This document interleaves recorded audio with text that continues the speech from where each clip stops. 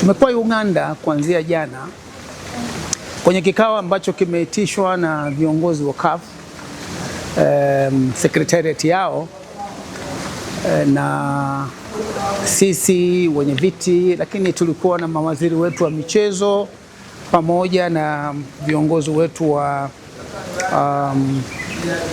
vyama vya mpira wa miguu katika eneo letu hili la Afrika Mashariki.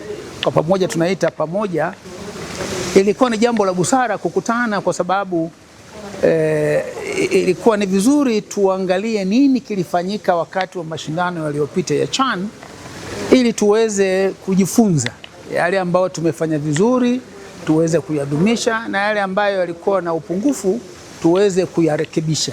Kwa hiyo ulikuwa ni mkutano muhimu sana ambao tulizungumza kwa uwazi kabisa kuhusu nini hasa tunatakiwa tufanye, maana mwelekeo sasa ni mbele, ili tufanye vizuri kwenye mashindano hayo yanayokuja ya AFCON. Tumezungumzia masuala ya miundombinu, ule upungufu ambao bado upo kwenye miundombinu, na upungufu ni kwa maana ya kufikia vile viwango ambao vinatakiwa vya uwanja wenyewe kule kwa kukalia na ndani, jinsi ya kuingia, lakini pale pa kuchezea, utayari wetu kwenye mahoteli, maana tunategemea kuja kupata wageni wengi, na hilo ndio jambo lenyewe ambalo tunalitaka.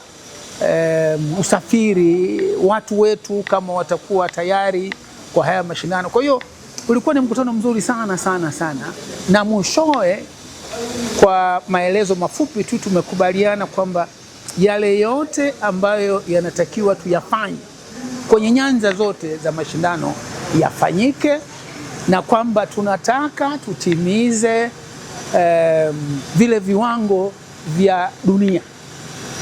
Tunataka watu wakitoka eneo letu hili, wakitoka Kenya, Tanzania, wakitoka Uganda, waseme tumetoka kwenye mashindano ya AFCON ya mwaka 2027.